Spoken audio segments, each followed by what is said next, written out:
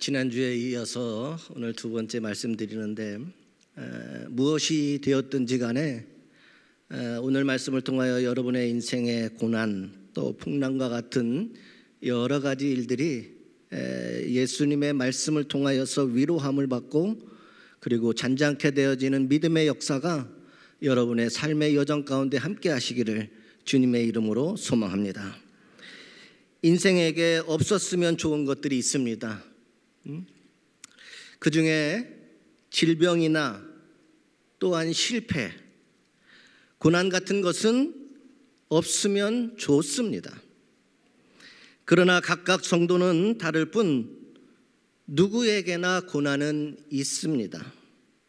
중요한 것은 고난을 통하여서 절망과 죽음을 보는 사람이 있는가 하면 고난 중에 희망과 생명을 찾는 사람들도 있다라고 하는 것입니다.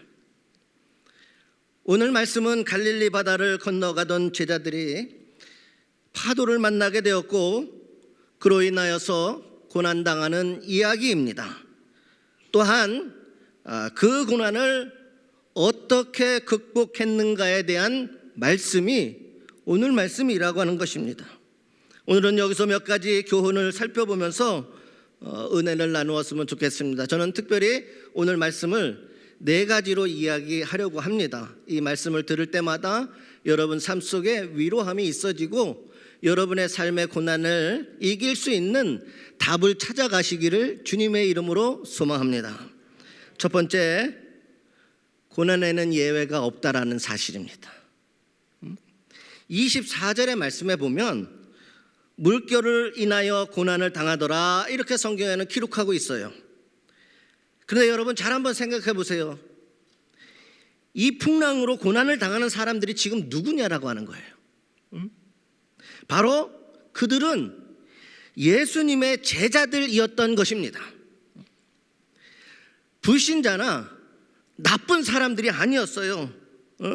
예수 믿는 사람들이 주일날 예배 안 드리고 뱃놀이 가다 그런 것이 아닙니다. 낚시하다가 폭풍을 만난 것도 아니었다라고 하는 사실이에요.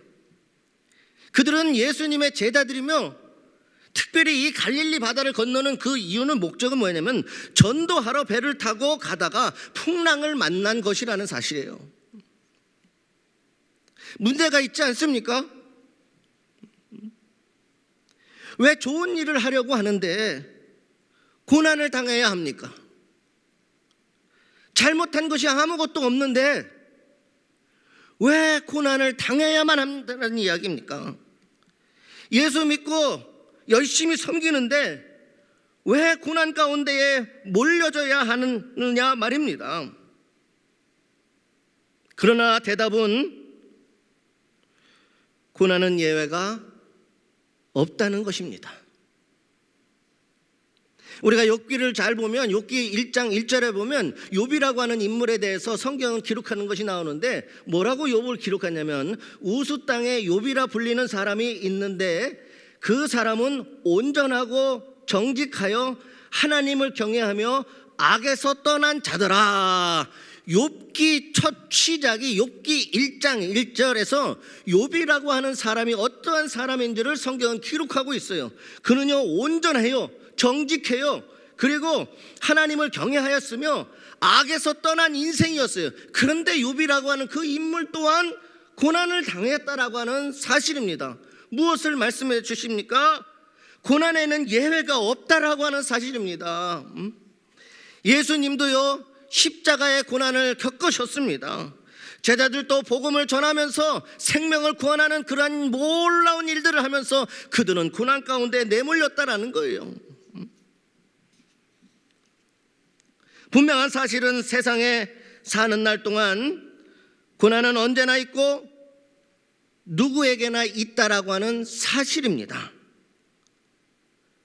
고난 가운데 중요한 것은 그때의 중요한 것은 왜가 아니라 하나님 왜 내가, 하나님 왜 나에게, 하나님 왜 우리 가정에, 하나님 왜 내가 하는 모든 일들에, 왜 우리 자녀에게, 왜 그때에 정말 중요한 것은, 그리스도인들에게 정말 중요한 것은 왜라고 하는 것이 아니라 그 고난을 어떻게 바라볼 것인가, 고난을 우리가 어떻게 대할 것인가 라고 하는 것이 더 중요하다라고 하는 사실입니다.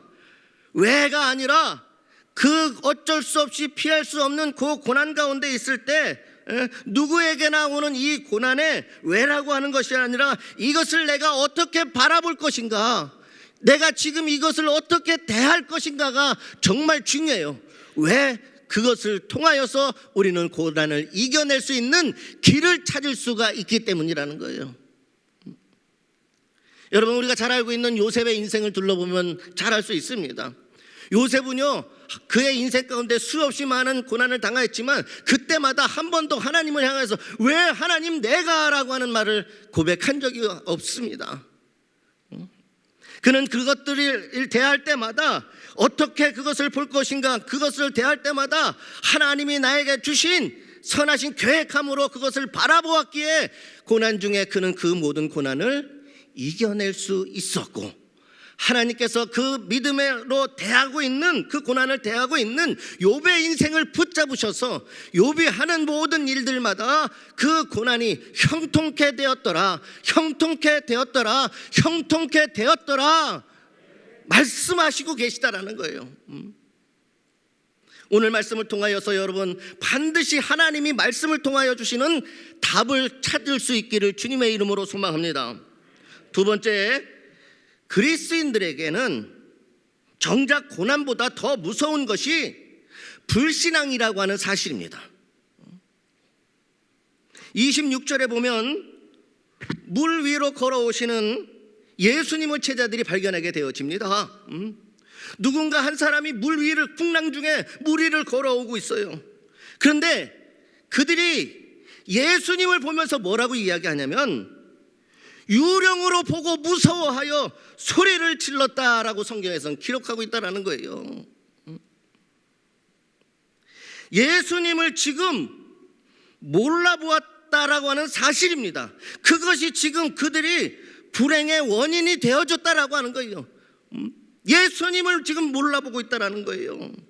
그들에게 찾아온 고난 가운데 찾아온 풍랑 가운데 찾아와서 그 모든 것을 해결하실 그 예수님이 바로 자신들 앞에까지 찾아왔는데 그 예수님을 유령으로 보았다라는 거예요. 몰라봤다라는 거예요. 그게 문제라는 거예요. 그게 문제. 여러분, 항상 우리 주님은요, 우리를 그냥 내버려 두시지 않습니다. 우리를 홀로 있게 하시는 하나님이 아니십니다. 우리에게 찾아오시고 개입하셔서 그 모든 것을 해결해 주시는 주님이심을 오늘 우리는 반드시 믿어야 할 것입니다. 그 주님이 지금 찾아오는데 예수님을 예수님으로 보지 못하는 고난이 그런 거예요. 분명히 주님이 내게 오시는데 제자들처럼 유령으로 보고 오히려 무서워서 소리를 지릅니다. 예수님을 몰라봤어요. 여러분, 함께 먹었고 함께 자고 함께 자녔던 제자들이요, 지금 예수님을 알아보지 못하고 있는 거예요. 예수님을. 이것은 여러분, 제자들의 믿음의 눈이 어두워졌기 때문이라는 거예요. 문제가 뭐였느냐? 그들의 믿음의 눈이 어두워져 버렸다라는 거예요.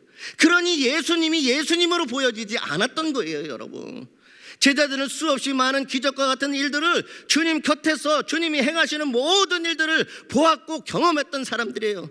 그런데 믿음의 눈이 어두워지니까 예수님이 예수님으로 보이지 않았다라고 하는 거예요. 우리도 인생의 풍랑 가운데에 있을 때에 믿음의 눈이 어두워지는 그 순간 예수님이 보여지지 않는 겁니다. 여러분, 히브리서 11장 1절을 보면 믿음은 바라는 것들의 실상이요 보지 못하는 것들의 증거니라 이렇게 말씀하고 있어요. 이 말씀을 단도직입적으로 이야기한다면 이렇게 얘기할 수 있어요. 믿음이 있으면 실제가 보여진다. 믿음이 있으면 실상을 볼 수 있다는 거예요. 지금 내 눈에는 보여지지 않고 앞으로 되어질 일이라 할지라도 믿음이 있는 자에게는 그 실상이 보여진다라고 하는 사실입니다. 그 믿음이 실상을 볼 수 있습니다. 육안이 아무리 어두워도 믿음이 있으면 하나님을 보고, 믿음이 있으면 천국을 보고, 믿음이 있으면 약속된 복을 볼 수 있는 것입니다. 그러나 여러분, 여기에서 문제가 뭐예요? 제자들의 믿음의 눈이 닫혀져 버렸어요. 함께 다니던 예수님도 유령으로 보이는 것입니다. 믿음의 눈이 닫히면, 그리스도인들에게 여러분, 믿음의 눈이 닫혀져 버리면은 함께 자란 친구도 적으로 보이는 수가 있습니다. 믿음의 눈이 닫히면 사랑했던 그 사람도, 함께 사는 부부도 원수로 보이기 시작을 하는 거예요. 원수로 보여지는 것 문제 이전에, 그 먼저 이전에 출발한 게 뭐냐면 믿음의 눈이 가리워진다라는 거예요.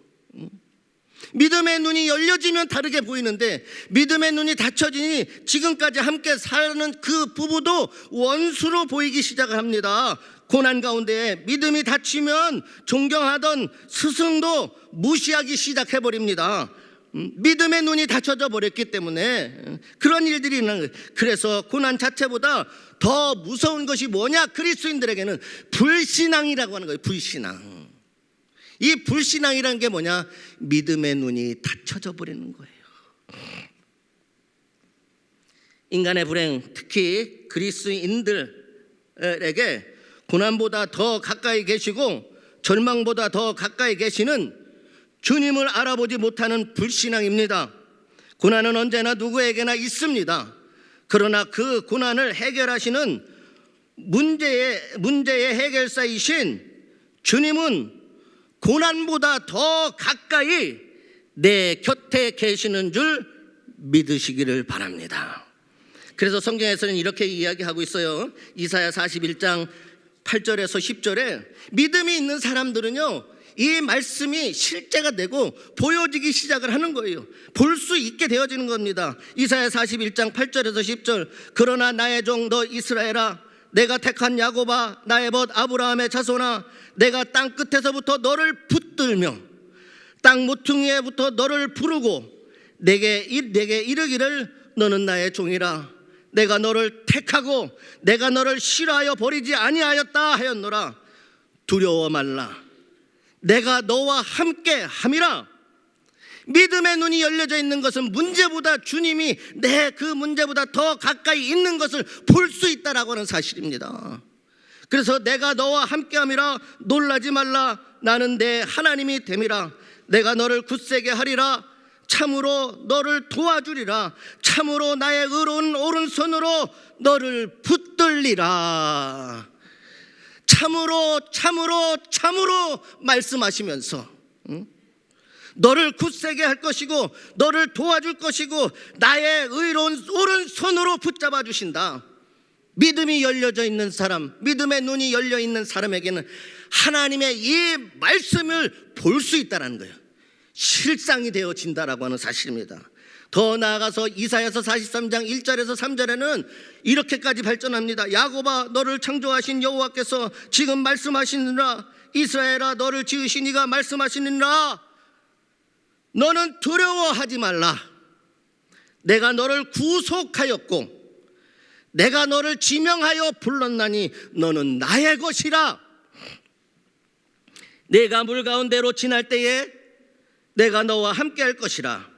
강을 건널 때에 물이 너를 침몰하지 못할 것이며 내가 불 가운데로 지날 때에 타지도 아니할 것이요 불꽃이 너를 사르지도 못하리니 대전하는 여호와 내 하나님이요 이스라엘의 거룩한 이요 내 구원자임이라. 너의 구원할 자가 나다라고 지금 하나님께서는 우리에게 말씀하고 계신 것입니다. 믿음의 눈이 닫히면 이 말씀이 보여지지 않고 실상이 되어지지 않지만 믿음의 눈이 열려있기만 한다면 고난 가운데서도 우리는 실상 하나님이 만들어 주실 것을 믿는 그 실제적인 것을 바라보며 싸우며 이기는 인생이 되게 될 줄 믿습니다. 세 번째, 고난만을 바라보면 더 깊은 고난에 빠져버린다는 거예요. 고난만을 바라보면 더 깊은 고난에 빠진다. 여러분 오늘 말씀해 보면요, 드디어 믿음이 아주 좋은 베드로가요, 그 풍랑 가운데에 주여 만일 주시어든 나를 명하사 물 위로 오라 하소서라고 이렇게 소리를 칩니다. 주님이 주님이시면, 내가 지금 보고 있는 분이 유령이 아니라 주님이시면 나를 명하사 물 위로 오라 하소서 이렇게 소리를 칩니다. 그때 29절의 말씀에 보면 베드로에게 예수님께서 오라 하시니 베드로가 물 위로 걸어서 예수님께 갔다라고 말씀하고 있어요. 오라. 그때에 예수님을 바라보면서 베드로가 풍랑의 물 가운데로 올라갔을 때에 걸어서 예수님 앞에 나아가는 기적과 같은 일이 벌어지기 시작을 합니다. 그런데 문제는 30절이에요. 30절. 그렇게 예수님을 주님이라고 이제 믿어서 물 위를 걸어가는데 문제가 생기기 시작을 했어요. 믿음으로 나아갔을 때에는 물 위를 걷는 기적이 일어났지만 30절에 가면은 무슨 이야기가 나냐? 바람을 보고 무서워 빠져가는지라 이렇게 나오고 있어요. 기적이 일어나는 그 현장에서 베드로라고 하는 믿음이 좋았던 베드로, 그래서 당당하게 물 위를 걸어갔던 이 베드로가요, 예수님이 아니라 바람을 보고 이제 세상에서 불어오는 풍랑의 이 바람이 느껴지기 시작을 했던 거예요. 다시. 그리고 그것을 보고 무서워서 빠지니라. 무서워서 빠지니라. 예수님을 바라보고 갈 때에는 안전했습니다. 놀라운 일이 일어나기 시작했어요. 그런데 바람과 풍랑과 파도와 이런 것들을 바라보니 바라보는 그 순간 베드로는 깊이 빠져들어가는 거예요. 그래서 고난만을 바라보면 더 깊은 고난에 빠질 수밖에 없는 것을 성경에서는 우리에게 말씀으로 깨닫게 하여 주신 줄 믿습니다. 예수님을 바라보면 고난의 파도를 안전하게 걸어갈 수 있지만 고난을 바라보면 더 깊은 고난에 빠지게 된다라고 하는 교훈을 오늘 말씀을 통하여 깨닫기를 소망합니다. 고난을 바라보면 여러분 고난 이기지 못합니다. 그거 바라보고 있으면 이기지 못해요. 절망을 바라보면 절망에서 헤어나올 길이 없습니다. 그거 보고 있는데 어떻게 그것에서 빠져나올 수 있고 헤어나올 수 있겠습니까? 절대로 안 됩니다. 그래서 믿음의 사람들은 어떤 상황에서든지 간에 주님을 바라보아야 한다라고 하는 것입니다. 고난 가운데에 주님을 바라보라. 그러면 물 위를 걷는 것과 같은 놀라운 기적 같은 일이 내 삶 가운데 나에게 이루어질 실제가 되어질 줄 믿습니다. 지금도 조용히 내 곁에 함께 계시는 주님, 그 주님을 바라봅시다. 그리고 주님께 기도하시기를 바랍니다. 주님, 저의 형편과 처지를 아시지요? 지금 저의 문제를 주님께 맡깁니다. 주님, 이 짐이 제게는 너무 무겁고 감당하기가 어렵습니다. 제 이 고달픈 인생의 짐을 주님이 맡아주세요. 아픔을 이기게 해 주실 주님을 주님께 감사합니다.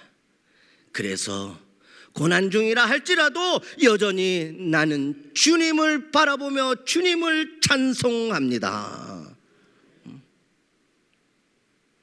마지막 네 번째로, 예수님을 찾으면 고난은 물러간다라는 거예요. 예수님을 찾으면. 30절에 보면 베드로가 이래요. 깊은 물 가운데로 빠져가고 있잖아요. 그때 두려운 가운데 소리질러 가로되 주여 나를 구원하소서라고 베드로가 외치기 시작합니다. 주님 나를 구원하여 주시옵소서. 31절에 가보면요, 예수님께서 즉시 손을 내밀어 저를 붙잡으심에 가라사대 믿음이 적은 자여 왜 의심하느냐. 그의 손을 잡아서 건져 주시면서 예수님이 하신 말씀이 뭐냐, 너 무섭지 힘들지 이것이 아니에요. 가라사대 믿음이 작은 자야, 믿음이 작은 자야 왜 의심을 하느냐 말이야. 내가 믿음으로 앞으로 나 풍랑 가운데 걸어오지 않았느냐. 그런데 말씀하시는 거예요. 믿음이 작은 자야 왜 의심하느냐. 의심하는 그 순간 그의 믿음에 눈이 닫혀지기 시작한 거예요. 그리고 결국 물에 깊이 빠져 들어갈 수밖에 없었다는 거예요. 예수 믿는 자들에게 고난 자체가 문제인 것이 아니라 정작 문제는 고난을 대할 때 믿음이 작아지는 거예요. 믿음이 작아지는 거, 의심하기 시작하는 거예요. 그것이 문제라고 하는 것입니다. 고통 자체가 문제인 것이 아니라 의심하고 믿지 못하는 것이 문제 중에 문제였다라는 것을 예수님은 그를 건지시면서 그의 손을 잡으면서 말씀하고 계신 거예요. 베드로, 정말 너의 문제는 이 물속에 빠져가고 있는 이 상황이 아니라 너의 믿음의 자금이고 너의 의심이었다라고 예수님께서는 베드로를 깨닫게 지금 하고 있는 거예요. 그러니 그리스도인들에게는 고난과 고통 세상 누구도 피해갈 수 없어요. 그걸 겪을 수밖에 없어요. 그러나 믿음이 있으면 실제를 볼 수 있고 하나님이 하시는 일들을 보게 되어질 줄 믿습니다.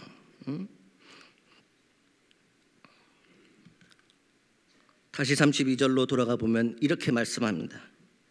예수께서 배에 함께 오르매 바람이 그치는지라. 배에 오름에 바람이 그치는지라. 예수님이 그 배에 오르심으로만으로도 풍랑은, 바람은 그쳐버렸다는 겁니다.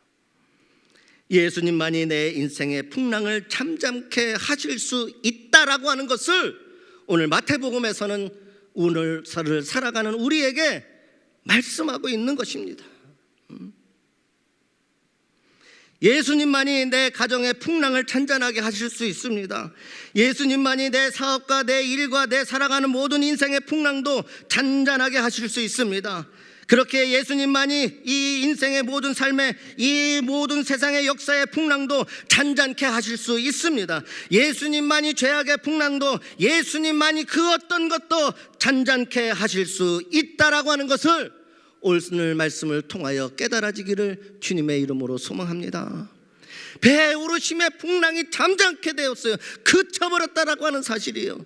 그들이 가지고 있었던 가장 큰 두려웠고 무서웠던 그러한 모든 것들이 예수님이 배에 타자마자 그 모든 것들이 해결되어졌다는 거예요. 우리 그리스도인들은 믿음으로 살아가는 그리스도인입니다. 믿는 겁니다.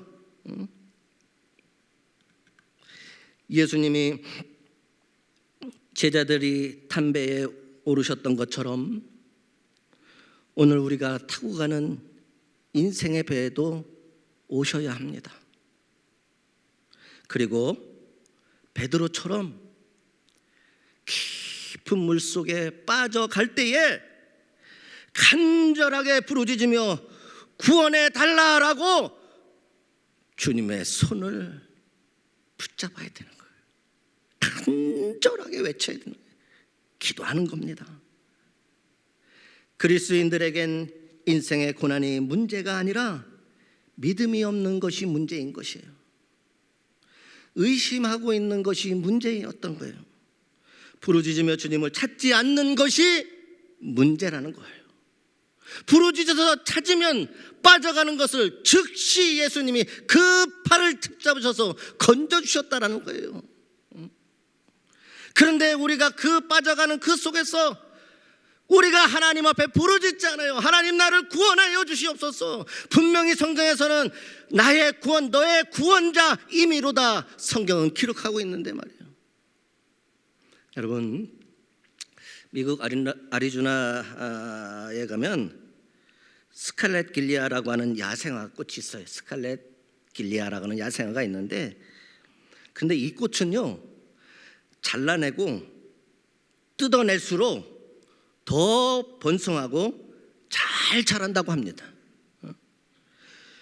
고난을 맛보아야 더 성숙하고 번성하는 인생의 꽃인 셈입니다. 잘랐는데, 찢겨졌는데 뜯어내면 뜯어낼수록 더 번창하고 더 잘 자라는 인생의 꽃.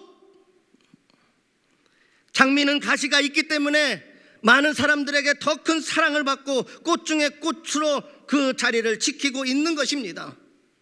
백합화는요, 가시에 찢겨져 그 향기가 진해지고, 가시에 찢기면 찢길수록 그 향기는 더 진해지고, 바람이 불어야 멀리 멀리 그 향기가 퍼져나갑니다.